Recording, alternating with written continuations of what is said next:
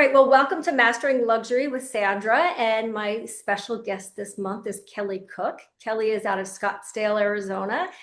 And I always like to start off a little bit a background as to why I chose who I chose to be on Mastering Luxury this month. So Kelly and I, we met actually speed dating. Oh, oh, that doesn't sound right, does it, Kelly? Maybe I shouldn't have said that.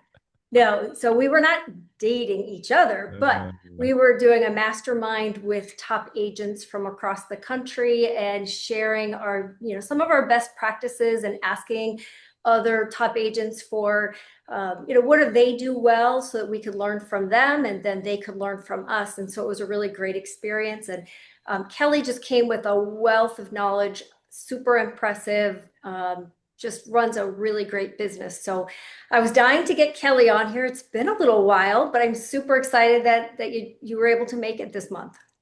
well, thanks for having me. No, I'm excited. I remember that that was a blast. It's a very catchy title, by the way. So if you're gonna do something like that in the future at an event, call it that. Absolutely, because everybody wants to know about it. Yeah, yeah, for sure.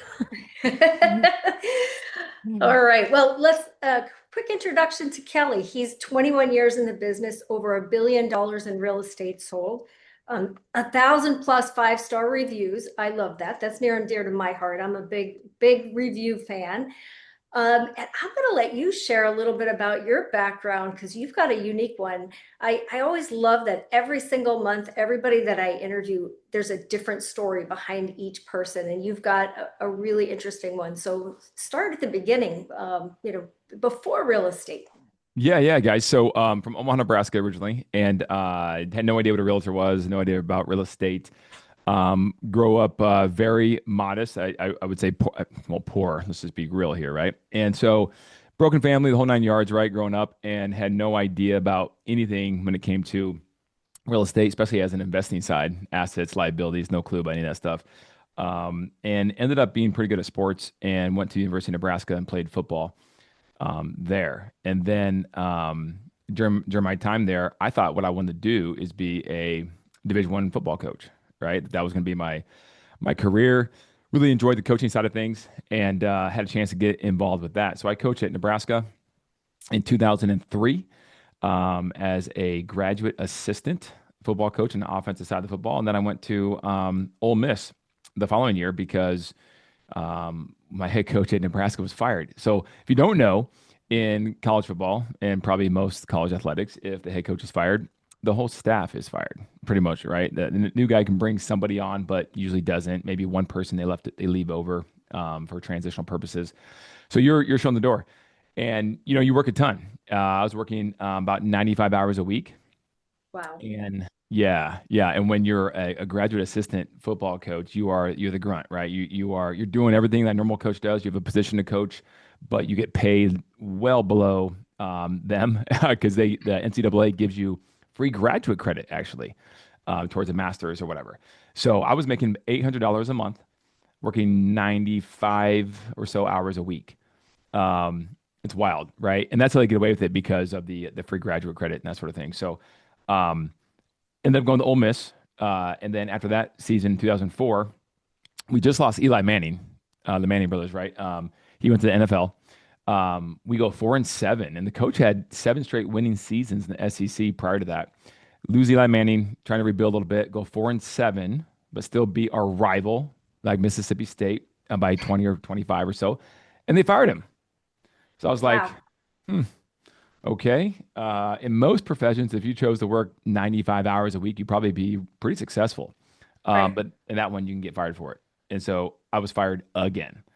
Wow. Um, yeah, so then I basically said, you know what, I'm going to reevaluate this thing a little bit. And so I played in the Fiesta Bowl in 1999 out in Phoenix, Arizona here, and thought this place was great. I remember we flew out of Lincoln, Nebraska on Christmas Eve in 1999, and it's snowing.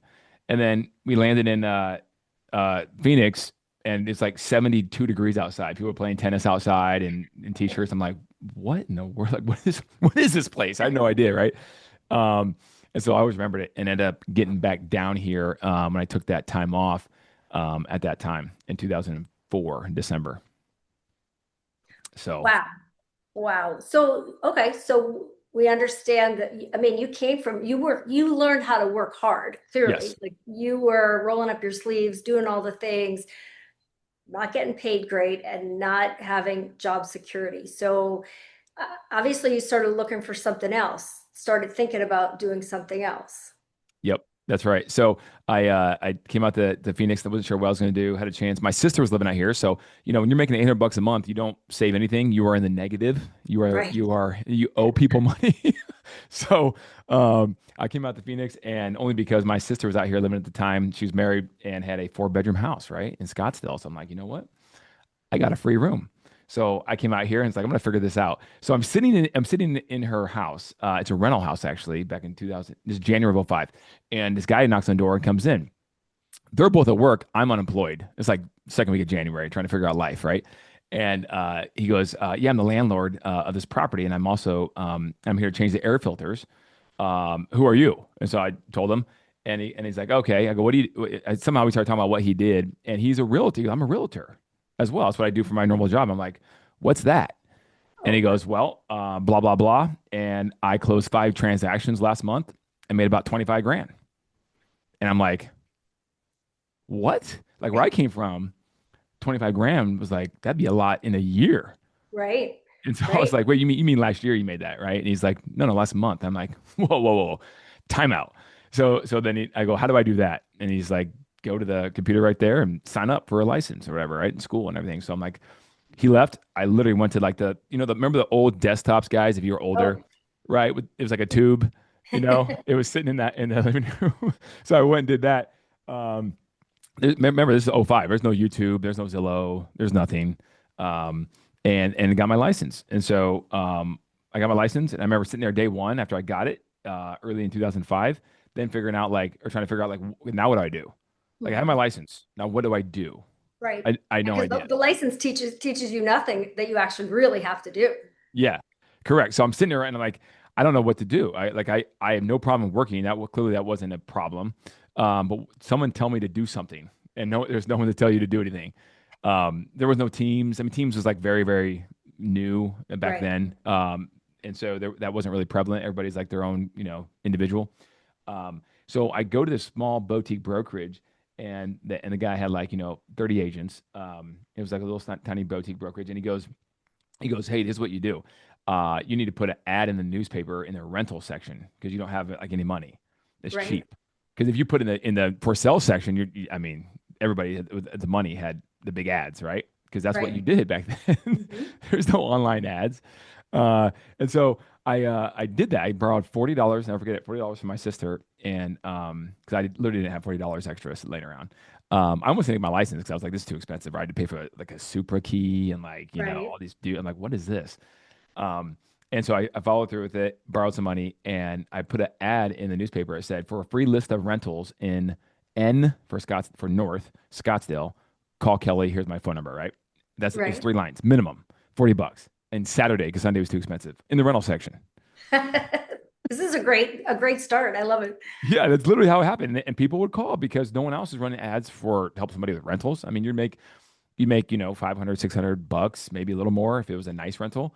But the whole concept was, um, if they're renting a place in Scottsdale, they're probably not lifelong renters, and in 1 year you can help them out, and there's no competition hopefully because they'll want to use you because you built a relationship over the course of that year, staying in touch with them. The whole Mhm. 36 touch or whatever, right? 52 touch, whatever your touch plan is. And that's what I did. Did it pretty poorly, by the way, but I did it. I had a spreadsheet, no CRM, and I just Ooh, a kind of, spreadsheet. Nice. yeah, a little Excel action. Yeah, so that's how it started for me, guys. Like literally starting rentals. By the time I started like figuring that out and helping a few people buy houses after a year or so, um, guess what happened? The crash, right? I mean, this is 2000, and in Phoenix, it happened a little sooner than most. Probably Okay. somewhere to Florida, right? Vegas, Florida, California, a little bit different, a little bit ahead of the curve, so to speak, on these things. And it started like falling apart. The market in Phoenix started falling apart early in '07 before Okay. Bear Stearns, before AIG, all those collapse, all this stuff, right? And then it pivoted to short sales, and then here Right. you go. So I don't know where I can keep rolling, Sandra. I can just keep talking, but like Yeah. that's where we went. Short sales. Yeah, I love that. So I got in 2009. it had already come down. And I really think that people that were in the business back then, like we really learned how to work, right? Like we had to really roll up our sleeves and work during that time. Um, we had to do all the things, right? It wasn't easy at all. And for people who made it through that time, it's like you came out with a whole education on real estate at that time. No doubt. I remember, guys, check this out. I remember sitting in the office like in early '07. Didn't know what I was doing, still trying to figure out the short sale thing. My first short sale, by the way, the true story, this is end of '06, first short sale ever. I literally had no clue what I was doing. Was working on this person's short sale, and I called the bank, their bank, right? They're upside down on, and the bank had no idea what to do. Like the bank basically said, talked to some lady. She's like, I never forget that. She's like, yeah, we need like some sort of sheet that says like what the expenses are and what we're going to like net out. And I was like, like we want you to like write it on a sheet of paper, I literally said like a me notebook with lines, sheet of paper, like just write out like $400,000 and then minus some costs. And she's like, yes. And I go, then what? She goes, fax it in. I'm like, Fax it in, fax it okay. in. I'm like, all right. So I wish I would have saved that. That'd be like real estate, like a relic. That'd be like gold, right? I can put it on my wall or something. But like, I literally did a mean notebook. $400,000 is around there, and then expenses, and then here's your net. And it was like far less than what the person owed. And I'm like, this is never going to work, right? And I sent it in, and like, I don't know, like a month later, approved. They're paying 3% commission. I'm like, Wow. whoa, this is brain damage, but this is kind of cool. So check this out. People in the office started coming to me going, can you just take this? Oh, The wow. client? Yeah, no referral fee. Like, I don't want to deal with this. I got to call bank and send a hold. I'm not like, can you just do it for me? I'm like, Yeah. yeah. Yeah. And that lasted about a year, truthfully, about a year of me getting free business from people in the office because they didn't want to do it. They just didn't want to do it because they were on the gravy train for like 2, 3 years, right? Right. Of Easy Street. And so It was hard. It was yeah. hard. You're giving me flashbacks now. Flashbacks of the terror of doing those, the hours sitting on hold on the phone with the bank and faxing the inch thick of paper, and then the fax machine gets stuck, and now you can't send any more in, and you got to start all over again. Did you have that problem sometimes too? Oh yeah. Oh yeah. There was no loss mitigation departments back then, right? Banks didn't know what was going on. And it was just the Wild West. And then finally they started like putting some money towards it because they didn't want to put more money towards a situation they're already losing on, right? Right. But they had to because that's what the entire market became. Yeah. So I literally then at about a year later or so, I started carrying anywhere from 50, like truly about 50 to 65 short sale listing at any given time.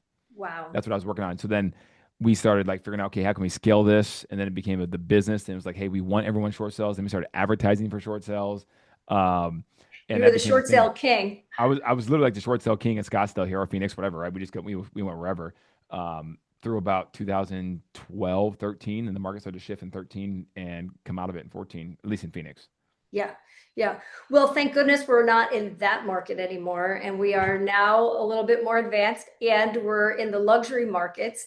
So let's fast forward a little bit to the luxury side of things. So how did you go from short sales to, I know you do a mixture of both regular and luxury, as I think I would recommend everybody to do, because when the luxury market stops, you still want to have something else going on. But how did you break into luxury? What would you say was the secret to that success? I think, to be truthfully honest, I think a lot of it is proximity. Mhm. I think your geographic location matters. And if you don't live in so I happen to live in Scottsdale the moment I moved here in '04 to my sister's house, right? I stayed in Scottsdale. I didn't stay in her house very long. Let's be clear. Sorry, guys. Let's be clear about that, right? I didn't stay there. I wasn't like stepbrothers. I did move out after a year, okay? And I figured out my own Okay. way, All but right. I but hope it you was sent her a nice nice for like gift at least. yes, it was a good gift. I needed it. I had nothing, right? I needed it. So that was great. I owe my sister big time for that. And I paid her back. I actually paid her back, by the way. Like Okay, rent, good. Okay. Um, I did do that. So we're so close this day. So there's no hard feelings there. That's Um, nice. yeah, but we were in Scottsdale. So I think the proximity matters. It does help. And if you don't live in that area, you can always, still work that area and you just might have to drive and be around the area, go to the coffee shop in that area, hang out and work there. Hmm. Maybe rent a Regis office or something, right? A WeWork space, whatever, in that area. Hmm. be present in the area, open houses in the area. Door knocking still actually kind of works, right? There's a Yep. specific way to do it, but in that area, so you can still. But proximity matters, and if you live in that area, it just helps. So I would literally do what I can. It's kind of like investing, right? When people say, how do I get into investing? Because buying a house is hard and expensive nowadays. And if I have a 18-year-old son or daughter coming up, what do I do for them? Because it's just so expensive now. Well, there's this thing called house hacking where you maybe you buy a duplex and you live in one side of the duplex or a triplex, whatever. But Hmm. Kelly, and this is right here, I don't want to do that. It's in an area of town I don't want to live in, or it's not Yep. maybe not the Yep. safest area or whatever, right? Okay, if it's like not safe at all, then that's one thing. I get that. But like if it's halfway safe or like whatever, then you should do it. You know what it's called? It's called sacrifice. Because that's how you get in the game. And so Yeah. if you want to get in the luxury home market, I would recommend being in proximity. And so what I would do is I would look to find a way to buy one of the cheapest places in that area where all the luxury homes are that you want to work. So you're in the neighborhood. It doesn't matter if you're the second biggest house or the biggest house. No one's going to ask you that question. Right. You're in Right. the area. Right. You're part of it. Like, for example, there's a lot of luxury where we are that's on the intercoastal, but just go a street over and there's houses in the same neighborhood, but not on the intercoastal that you could get for a lot less money. And there's actually a few duplexes as well. So that's a great suggestion. So now, and then you mentioned, like going to coffee shops, because of course we've got some agents probably that don't have the cash to buy anything yet. Like they're brand new and they're just starting to get up and running. So what are they going to do at the coffee shop? Yeah, good question. So I would I'm not like I don't wear name tags. I never have, right? I just don't do that, right? That's just not my thing. But You have a I, North Face name tag. That's your name yeah, there you go. It's I'm supporting them. They don't pay me anything, so maybe that's dumb too. I don't know. Don't listen to me, guys. I have no idea what I'm talking about when it comes to that. tag. But I would go be consistent there, right? Be like Norm, with Cheers, at the bar back in the day. People watch Cheers, that show. I know I'm kind of old, but Yeah. you be that person that you show up and you be consistent. So whatever you have to do, you have to be consistent at. I'm a big fan of that. If I'm going to go to a coffee shop, I'm going to go to the same one every time. Yep. And if I'm going to hang out, I'm going to hang out in that one too. But you can put like a sticker. A lot of people put stickers on the back of the laptop, that Yep. says like, realtor or the trademark realtor R, or maybe your brokerage name, that sort of thing. And that could work too. You can put business cards, a couple business cards out on the table, right? Like not like obvious, like you're trying to, but it's like, just leave a card there, like Yeah. whatever, right? I don't know. A little Um, scattered, like you emptied your bag and a couple cards fell Fell out. out. Yeah, exactly. Mhm. Next to a pen, or something, right? So Yeah. yeah, you could do that. But I think that really does matter. And then at some point, um, you got to figure out marketing ways to get into it and around that area. And I would start if you don't have much money, it's either time or money, right? So if you have money, you can spend it. We can talk about those things. But if it's time, then open houses, man, sit in someone's open house in that area, it's literally almost free if you have the signs. So, Right. and I'd recommend spending some money on signs, right? Or you can borrow signs if you don't have any until then from somebody else. And then when they walk in thinking it's like Kate Jones's, open house, you're not Yeah. Kate, Right. obviously, Right. but you're who you are, and then you have a script you follow, a system you follow on open houses. This is my biggest pet peeve in the world. People do not follow a system when Mhm. people come into their open house. Blows my mind. Blows my mind. And if anybody needs to borrow signs, they can borrow mine. I'm happy to lend them out. Yeah, same here. Same Great. here. I'll take that advertising. That'd be Thank free you. marketing for us too. So we can partner together. Awesome. I love that. And I love, we've got a mixture of people here from brand new to very, very seasoned agents that have been in the business longer than you and I. So it's nice to be able to share ideas that are both for the brand new agent and then for the really successful agent too, who just wants to continue growing. One of the things we're getting asked a question, system for open house. Do you have a Sure. system for open house? I do. I'd be happy to Ooh, talk about it. tell us, Should we talk about Kelly. it?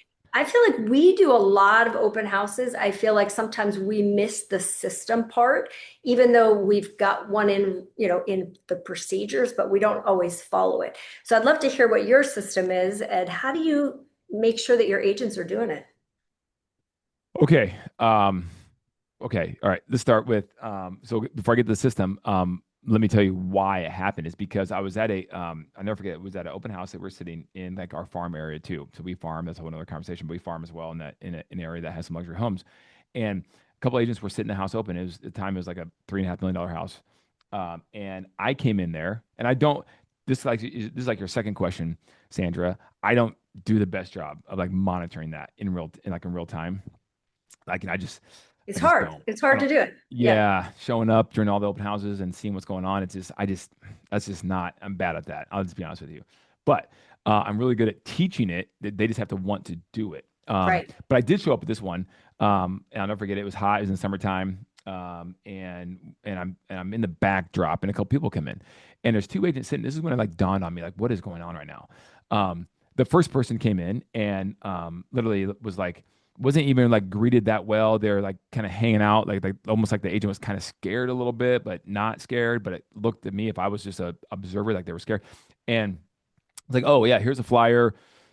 Check it out. Let me know if you have questions, that kind of thing. And then away they went. And I'm sitting there going, well, that was pretty terrible. Right. And Kind of so a then waste of time. Kind of a yeah, waste of the agent's yeah. time. Yeah, so now I'm hanging out by the fireplace in the gray room, and then here comes someone else. And then the second person, I go, well, let me see what happens here.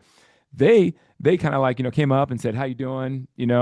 Great, okay." And they kind of stuttered around a little bit with no confidence, and they're like, "Yeah, if you guys have any questions," and then they proceed to kind of follow them around, right? No one likes the creeper follow around guy or Creeper. girl, Yeah. right? No one like just let the person. So I'm like, okay, this is ridiculous. It's like it's different. It's a different experience every time. And so, if I may, if you guys, has anyone here read the book called E Myth Revisited by Michael Gerber? If you haven't, I highly recommend it. Okay. Okay.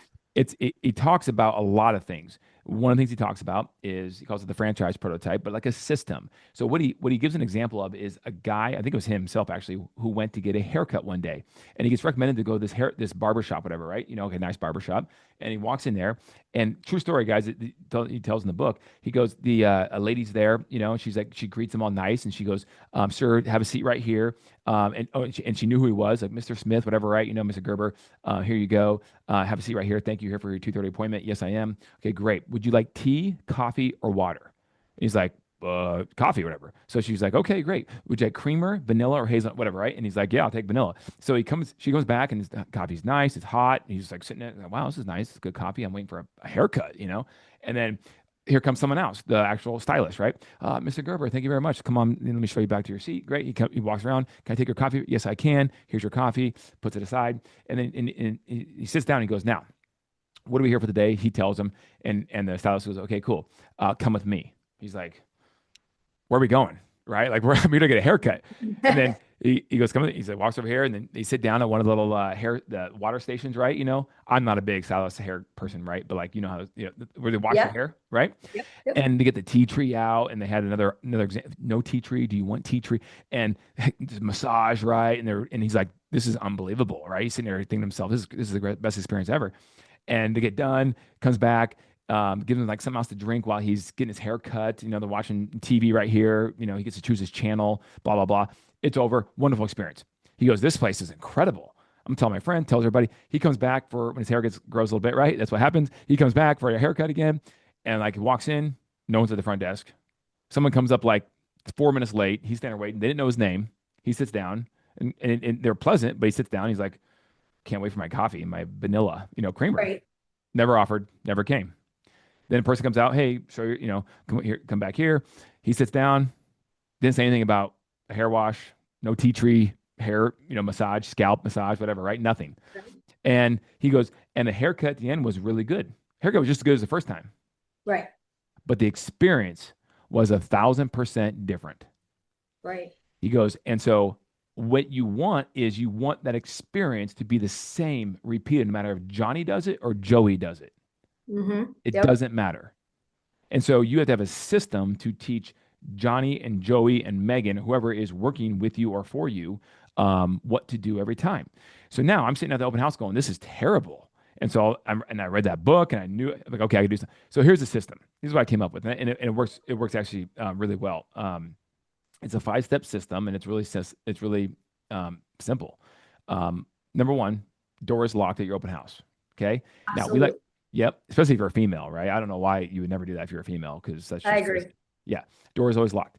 And then And then we always put we get an open house in a box. We have like this system, open house in a box system we give our agents, right? That has like a Rubbermaid box with some stuff in it, One of those is Okay. like a laminated sign. It just has like a little stop sign on it. And Hmm. a roll of painter's tape, like blue painter's tape, and Yep. roll it up on the back side of it and put it on the front door so you don't peel the paint off. That would not be good. That would not. Um, and it says stop, something like thank you, oh, please be ready to sign in or something like that, right? I forget what it says, something like that, or Okay. register. And we're excited to see you! Exclamation point, right?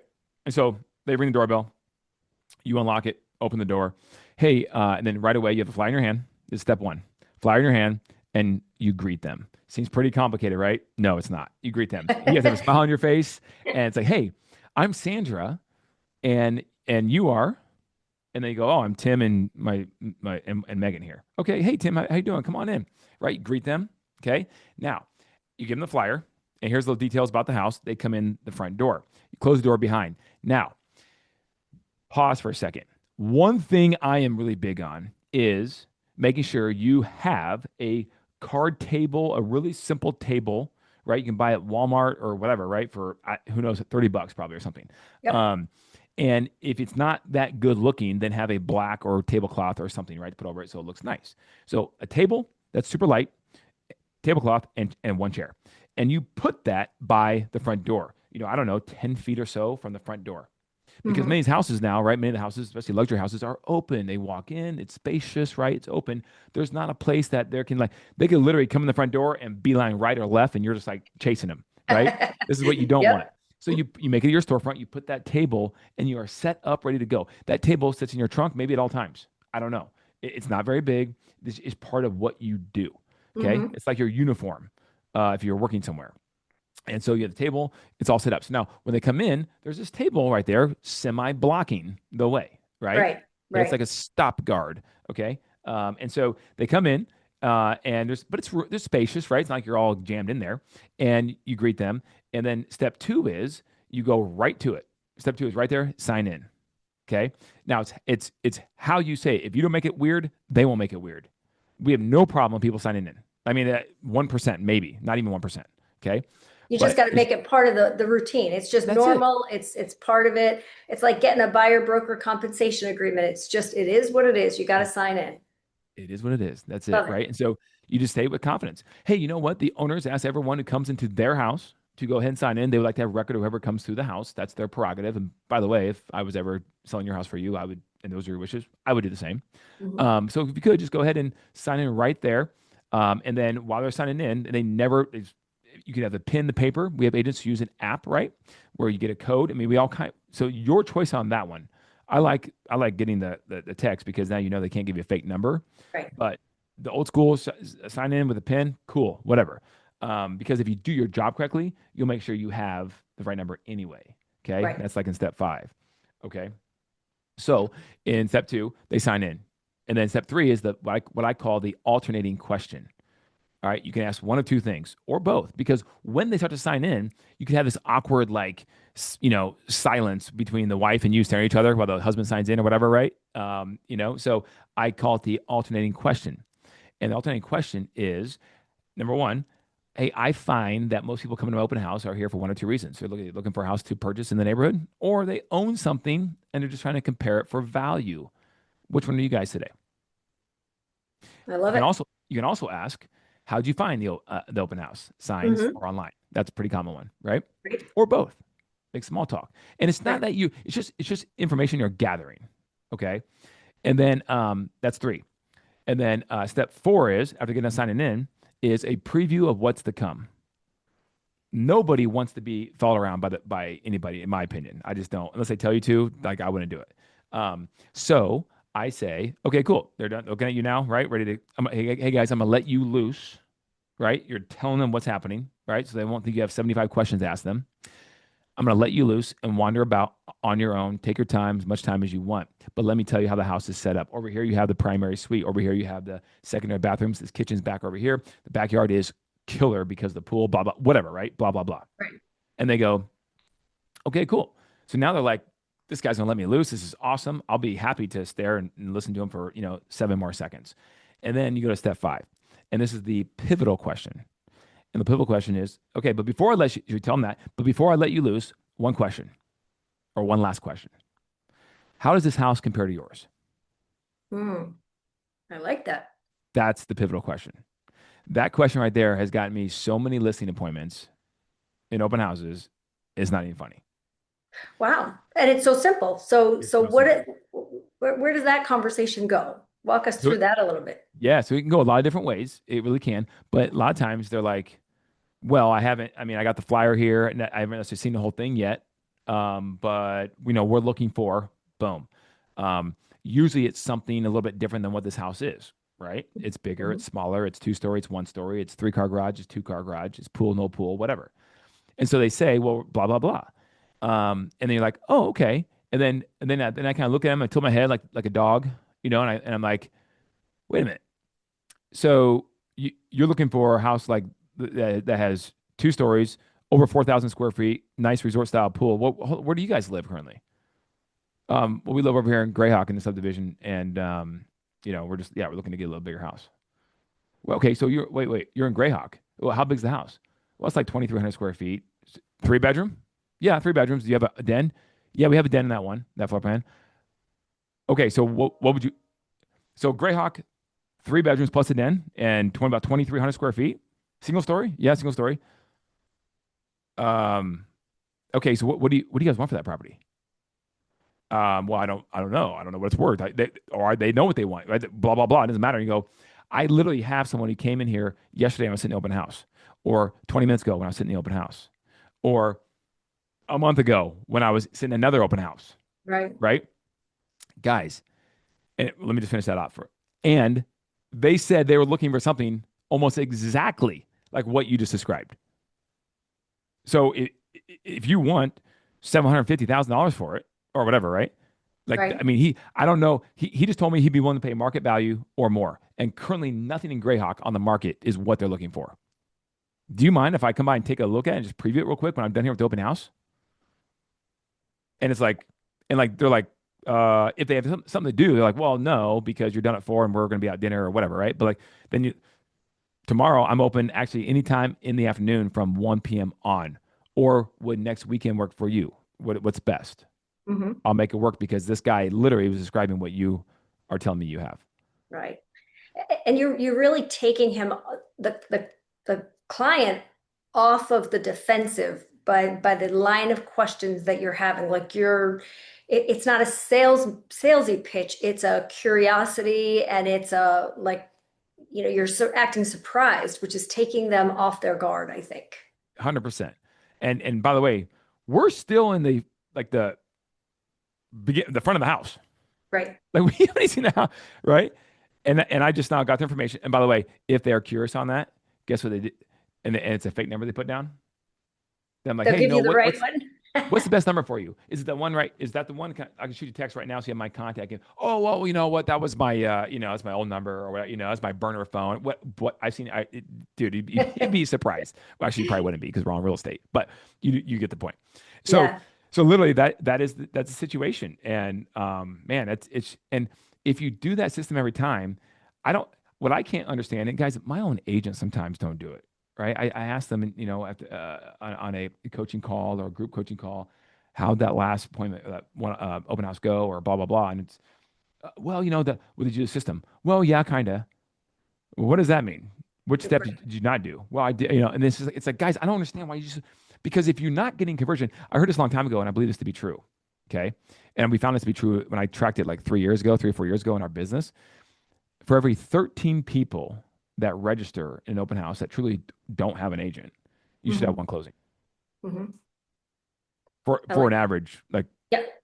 average Yeah, agent. and if you're not hitting those numbers, what are you doing wrong? What are you Correct. not doing that's not getting you to where you need to be? And you're so right, Kelly, because I see people do open houses all the time, and some of them are just doing them over and over and over and never converting anything.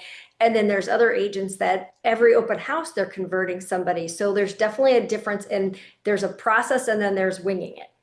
Correct. And I love to wing things, trust me. But like I want to know if I'm not getting the result I want, how can I fix it? And you can't know where to fix the issue if every time your system is different when someone walks in the front door. Right. So, anyways, and that's luxury. That's non-luxury. It should not matter. But if you're Yep. luxury, you should have a little bit, you should definitely be able to talk about certain things that what the house has and so on and so forth, right? And blah blah blah. But Right. that's the open house system. And then we have a four-step follow-up system that I think everyone should do every time too. Bring it on. Bring it on, Kelly. Oh Bring it man, I'm just on. giving, I'm just dropping steps here. Because Um, the money is in the follow-up, right? yeah, no, it is. Oh, dude, 100%. We have a sign in our back of our office here. It says, 80% of all, 80% of all sales conversions are made between the fifth and the 12th phone call. You heard it, guys. Fifth and 12th, not the third, not the second. 80%. And I would say we don't have this broken down. It's probably out there on AI or Google, whatever. But like I imagine the majority of the 80% is back ended towards the 12th call. Yeah, I Yeah. agree. Totally agree. We see it in our CRM all the time. Call, call, call. And then they'll be surprised when they reach them like 6 months later on call number 25. Yes, exactly. Okay, so the four-step follow-up. So this is our number one is input it into the CRM. So on your app right there when you're at the open house, on your laptop, whatever, right? Just get it done because if you don't do it fairly soon, you won't do it at all. That's number Get one. out, Kelly. You got to put it in your CRM? Yeah, Are you I know crazy? it's a Come weird thing. on. All I right, all know, right. We're trust gonna me. do it. We're gonna do it. We're gonna take Yep, the time, the 3 seconds to put in the CRM. that's it. That's the easy part. Number two, while you're at the open house before you leave. Now, it could be if your open house is busy, you can wait till you're done, right? But before you leave, either outside or inside, so it's recognizable in terms of your background, you need to shoot a 20, 30, 40-second max, 30 seconds ideally or less, video. Not fancy, not bomb, not just right on your iPhone, boom. Selfie, video. Mhm. Yes, I know. You have to be on video, right? They already saw you, so you shouldn't be ashamed. You're wearing whatever you're wearing already, right? Your hair's already done, whatever, right? So you don't have to do anything. Absolutely. You just turn this thing around and go, right? And and when you do that, it's literally a thankful video. That's it. No, not Yep. asking for anything. It's literally like this.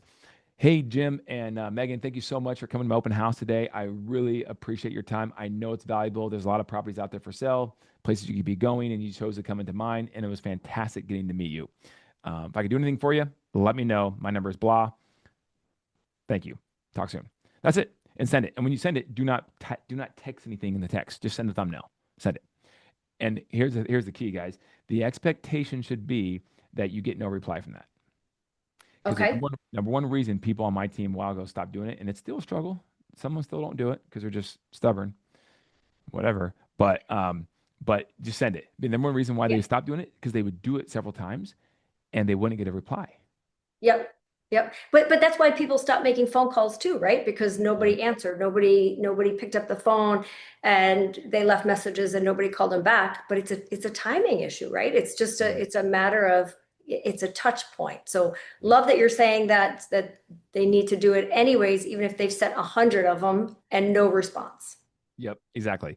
So that's that. And then no, the third step, third step is later on that day, that evening, that night, whatever, you send them a link of properties for sale around the open house because chances are you probably didn't get their criteria. You don't know exactly what they're looking for. Most of the time you won't, right? And so what you do is you send that link. And that link will have you have to guess, right? So what I would do is I would guess by choosing maybe a half mile, your choice in terms of how many properties you want to send. But it should be a good size batch, around that price point, around the style of that open house, that sort of thing, and you guess. And the reason why you do this is because when you do it, I always say something in the body of the text or the email with the link. I say this is the keyword. It starts with a P, proactive. Okay. I find, hey, Mr. Smith, great meeting you again. Follow up, right? You don't even mention the text, right? Um, I find that most people prefer to work with a realtor who's proactive as opposed to one who sits back and does nothing and waits. So I took the opportunity to send you all the properties within a half mile radius between 400 and 1 million, whatever, right? Just whatever, Yep. right? Yep. 2 million, 4 million, whatever it is, right? And so please let me know if this is off, if I'm on, if I'm tracking or not. I will happy to revise this. I look forward to your feedback, that sort of thing, right? And send it. Hmm. And then if they still don't reply, step four is the next day, follow up with a phone call. Okay. And the phone call is simply asking what their thoughts were of the email or text you sent the night before. It's an excuse to call, right? That's it. And then it goes at that. Then it goes, because it's in your CRM, it goes on a follow up sequence plan that you should have Right. for open house leads, touch points. So it just then it now just comes up in your daily flow when you do lead follow up. But that thing is huge, guys. Now I get a lot of people who go, well, the open house is on Saturday. So like Saturday night, you want me to text them the link? I don't know. Do you want to get paid? I mean, like, and then the follow up the next day is Sunday because open house on Saturday. So like, can I wait till Monday to call them? You can do whatever you want to do. But if you want to get a closing, have your opportunity odds skyrocket, you call them on Sunday. Yes, I'm sorry. I don't know what to tell you. I love it, Kelly. I love it. And you're so right on, so right on. And I hear it all the time how, well, I don't do it on Sunday. But you put all the effort in on Saturday and on Friday preparing and on Wednesday putting the ads out. So why would you not take I mean, how long does that take to do? Oh, it's a phone call. They might not even answer the phone. You leave a voicemail, right? Like, I mean, and then you call them again in your sequence. But like, Right. yeah, Yeah, it's easy. What CRM are you using? Sierra, Sierra Si- Interactive. Sierra? Okay. I Yep. don't know that one. You guys know? Oh, really? Sierra's a pretty big one. Sierra, like Sierra, Lofty, Follow Up Boss, are the? Follow-up boss. I'm a follow-up bosser. Are you? Um, Yeah, that's a good one. yeah. So with the properties that you're sending, are you sending it through your MLS portal link or are you doing it in a different way? So, I've experienced with I don't know if there's a right way. I've done it on both. I like to do the MLS link a lot because the coming soons are in there. Yep. And that's change. That's some of that's starting to change now with the brokerage alignment with coming soons and blah blah blah. But Yep. I like that because of that. So All right. And then you're just sending that out through just your regular text, not an app or of any sort. You're doing a link in your text or a link in your emails. You're not yep, sending it directly from the MLS and hoping it doesn't go to spam. yep, Okay. Okay. So I think that's important to know that you're not sending it directly from the MLS because those do tend to go to spam more than anything, I think. yeah. I agree. I mean, I'm a big fan of when you send an email, like the least amount of links as possible. Like we run the deal of the week system. I'm not sure if anyone here knows the deal of the week system. Sharon Saratza invented this thing. It's awesome. But yeah, we're a big fan of not having very little HTML, very little, links, but you have to have a link obviously to properties, but that's it. Right. Right. Okay. And then for the open houses, I know you said, you sometimes use apps. Some of your people, everybody does it a little different. Do you have a favorite, like one that you think is the bomb and is the best? Yeah, we use a one, and I don't honestly know if it's even national with all the MLSs. I think it might be. I don't know. So a gal who's here in the Phoenix, it's called Open Houses Direct. Okay. A gal who lives here in Phoenix, who's an agent, she invented this app, and it just works really well. It's like it has like a check-in. So like when you get when someone registers, you just ask them, hey, we need to check in, right? That's kind of like people checking on Facebook and that kind of thing. And so you check in, and then it buzzes they get the information, and it hits them with a text right away, so it knows. Uh-huh. Uh-huh. If it's like a legit, yeah, It's it, like a liar alert. yeah, exactly. That's what it is. So we like that one, but like open houses, we open out. I think we have an agent on my team that uses Open House Pro, I believe. Okay. I think that's a good one. Do any of those sync with your CRM or you still have to manually put them into your CRM? They do. Open House Directs has an API to Sierra. We use Zapier for a lot of things. Okay. But then you still have to clean it up a little bit. So I know some of the agents don't even, they just prefer just to have it in there, and then they just manually put it in. But Yeah. Yeah. That step from either paper or app to CRM sometimes is really hard. I don't know why, but sometimes it's really hard it to is. make that transition. That's why it's number one, right? It's like if you do it right with an open house, you're already in work mode. So you just do it. Just put them I in. love it. I love it. All right, Kelly, this is great. This is golden nuggets here. I want to just jump to something else that I know you're really good at. Can we do that? Yeah. He's like, what am I really good at? I know. You're I was good thinking, at what so is many that? things, so many things. But what is the coolest, sexiest thing that everybody's talking about is video. Oh yeah. And you are really big on the videos. Like you are very consistent. You have, I think I saw like 463 videos of the Scottsdale, Phoenix area. Yes, I'm a big YouTuber, guys. I'm a big fan of YouTube. My channel is Everything Phoenix, by Kelly Cook. If you want a chance, go look at it. Check it out. Check it out. It's definitely worth seeing and seeing how he does his videos. I'm sorry, I'm interrupting a little bit here, Kelly, but he's very casual, but very professional at the same time. So it's a good mix, I think. You're not stuffy, like you're still wearing your North Face jacket there. And like you're very relatable, I think. Yeah, no, I mean, our average price point, right now is like $1.7 million. But we sold one for 5 million just a couple weeks ago. We have I mean, $9 million listing coming up here in 2 months, new construction, and several others coming up as well. So we do it for properties that are 800,000 and properties that are obviously 5 million. So one thing we like to do as well is I actually got this idea from this is not a new idea, but I got this system from Michael Hirschenberg, who's in Dallas. He's an agent with Mhm. Real. He does a lot of good stuff. He'd be a good guy to have maybe talk to too as well, Sandra. But these are like um, oops, is it blurry? I got the blurry background. No, there you Oh, go. there it is. There it is. Yeah. Redefining luxury, exemplifying marketing. Yep. So it's like a video card. And so we'll mail these out to cancel and expired luxury. Ooh, nice. Something like this before. My name's Kelly Cook, owner and founder of Cook and Associates Real Estate Advisors, and welcome to our video. That's And so, impressive.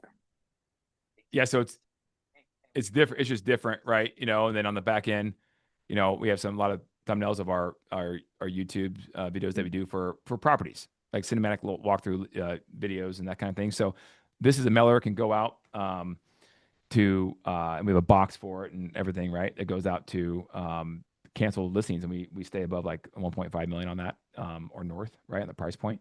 Right. 'Cause they're expensive, right, to mail out, but it's different, and that's Yeah. something that we do from time to time as well. I don't do it consistently, like every month I send this money out. I don't do that. I'll be honest with you guys. I'd be lying. But I do it like for example, like a year and a half ago, the luxury market was kind of like here. Yeah. I sent a bunch out. The return was terrible. But they're evergreen, right? And they last a while. They come with a charger as well, charge cord, so people can charge them if it goes dead. If they want, right? They don't Right. usually throw them away, which is cool. So got a couple calls like this spring. The luxury home market in Scottsdale and Paradise Valley just went nuts here. I mean, we had three over $20 million properties sell. Wow. Never in the first 3 months of the year. That's never happened. $660 million of sales volume in the first 3 months of homes over 5 million Wow. are sold. So the luxury home market, like, and that's just 5 years ago, it was like 60 million, you Right. know, of that. So like it's a lot of money pouring in the Scottsdale area, Paradise Valley area. And so we're trying to take advantage of that as much as we can.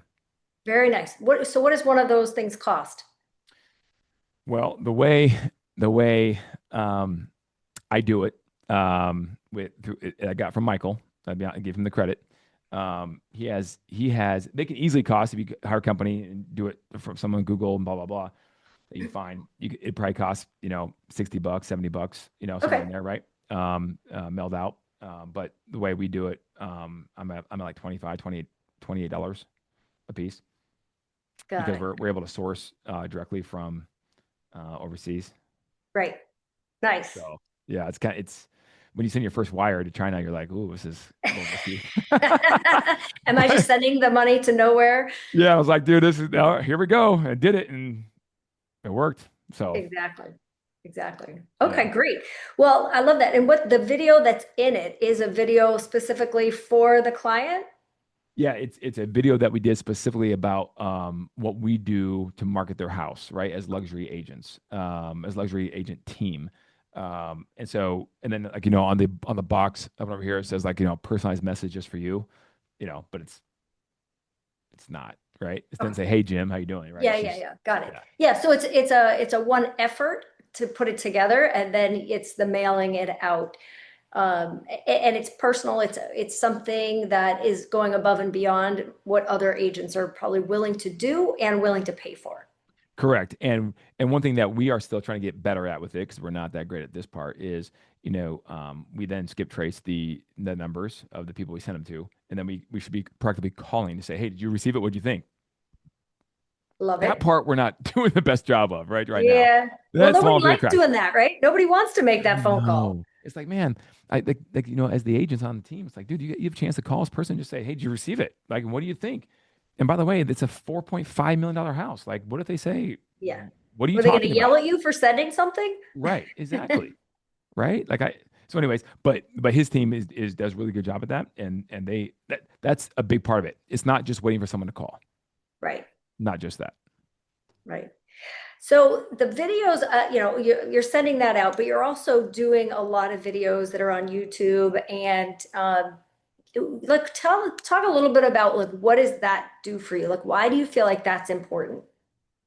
Oh, I think it's huge. Number one, the biggest thing for me is that they're evergreen, guys. They're evergreen. Like someone can search, anything in the future, and it's still there. Okay, in Hmm. the event that they find it's relevant, it might be 5 years old, whatever, right? But like if they find it's relevant, it doesn't matter. They'll watch it and maybe reach out to you. The point of the YouTube channel for me is not the vanity metrics. It looks great when you have a bunch of views, but there's a method to how you structure the video, how you rehook the video, how you have your CTA and where you have it, um, and so on and so forth. Your average view duration is everything, right? How much time someone spends on the actual video, watching a video. I mean, YouTube tracks everything because they want people on the channel as long as humanly possible so they can make ad revenue. So Hmm. they're going to promote the ones they feel are good to the right audience too. So like, running ads on YouTube is a whole different conversation. We can have a different time, but like, none of those videos on our channel, none of them have any money behind them. Zero. Um, Mm, and there's a reason for that because I think if you want to do that, you should you have a different channel for that because you don't want to cannibalize it, which it could do, because right. you want it going to the right audience. And what people do, guys, here's a little dirty secret: if you're ever going against somebody in a listing presentation, and that person has a bunch of views on their videos, like let's say, and they're gonna, Yep. they're gonna probably use that to the client and say, look what I do for you. If they do, you can tell if the videos aren't like you look at them and go, they're okay, but they're like 2 minutes long, they're not long form, that sort of thing, but yet they have 10,000 views in 2 weeks. They're paying for the views. There's no Mm, question about it, and they're paying it from people in Indonesia and Malaysia and Botswana, right, where it's like 2 cents, maybe 1 cent a view. So they're doing it just for the views to say, look what I can do for your exposure. When they're not even going to people that even have any remote inkling of buying a house in America, right. right? Right. So that's something you can have a talking point around. Whereas like our channel, we may only have 576 views in the first 2 weeks or a week on a property, but I'm getting 2 phone calls, and they're from people with high intent who want to buy a property. Wow. Like, Because and I think a lot of that is because you're genuine. Like you really get to know you through yeah, your videos. that's it. And most people will say, I've been watching for X period of time. It's usually not a month, right? Right. And and they don't say now we're ready, or now they say, and they just start talking about now they want to buy a house, and like now they're ready, right? Right. But they're Right. they're just consuming. And if you're consistent on dropping that video at the same time, same day, every single week, you have to be number one. Yeah. And people start showing up expecting it to happen. Our number I one, think like, you do yours every Saturday, right? You every Saturday drop a morning, new eight one every o'clock. Saturday. Yep. And right now, 63% of all the people who view our videos, 63 view it from a TV. Wow. So That's people are like, impressive. so you imagine people like sitting down on Saturday morning, right, before they get going with their day, and they're like, oh, it's almost 8 o'clock. What's he dropping today? Right? Let's see it. Let's watch it. Yeah. Very cool. Very cool. I love the one video that you just did recently. You're doing a big remodel. Yeah. And there's Kelly, like, you're just so vulnerable and just so honest, like, let's see if this works. And you're walking people through it, like the place is all ripped apart, and you're like pointing out different things.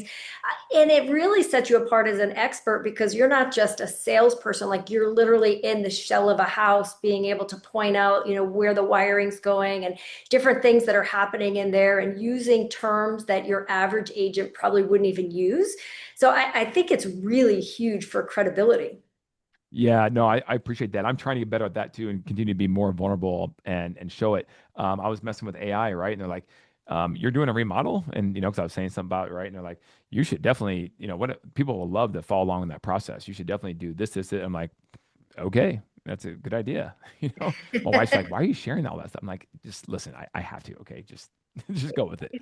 It's just part of the plan. It's part of the plan. Yeah. No, but I love it. I think you're doing a great job with that. I mean, if I was looking to buy in that area and I did a search, you're going to pop up because you're also like, obviously you're getting picked up by AI as well. So if I'm doing a search on ChatGPT looking for a top agent in your area, you're popping up. So, all of it's working in so many different ways for you. I mean, there's no wonder you are one of the very top agents out there. Well, that's very kind of you, Sandra. Yeah, but to your point though, Gary Vee talks about it now, right? He's like, look, AI, and he ain't the only one. AI now is starting to use video more and more as a source of truth. Yeah. So now you're almost killing two birds with one stone, right? If you have video out Yep. there about whatever topic, and then you have AI crawling the web and saying, "Oh, this guy has a bunch of videos, and he's saying this," yeah, he must be right. I mean, what could go wrong, right? That person's the source of truth. Absolutely. So Absolutely. Well, listen, Kelly, I'm going to be respectful of everybody's time, including your time. We put in the chat how to get a hold of you because I'm sure perfect. we've got some referrals for you and maybe some big questions, burning questions. But you want to just share from your own words where you want them to reach out to you? Yeah, yeah, guys. The email I saw in the chat here is fantastic. You can also go to Instagram. I'm at Kelly Cook Homes. Shoot me a DM or whatever. Follow there. That'd be fantastic. That'd be great. Yeah, Love it. And you're doing a podcast too. I am. Yeah, selling real estate with Kelly Cook. Right, just selling real estate. I don't know how that was available like 4 years ago, but it was. So I love it. So there's so many avenues to follow, see, watch, learn from Kelly. So take advantage of that. He's a wealth of knowledge, amazing agent. And if you want any more information about luxury from me, I have a great luxury presentation I'd be happy to share with you if you want to send me an email or drop it in the chat and we'll get that sent out to you. And Kelly, thank you so much. I think that this has been really, really impressive. Actually, things people can take and do, not just theory, not just high level, ideas, but actual things that they can go and improve their business. So thank you so much. I think everybody here appreciates you and we'll see you on the next one. awesome, Sandra. Appreciate you doing this as well for the industry. Really appreciate that. It means a lot. Thank you, Kelly. All right, guys, have a great afternoon and I hope you enjoyed it and drop us a note. Take Thank care. you. See you Bye-bye. guys. Thank you.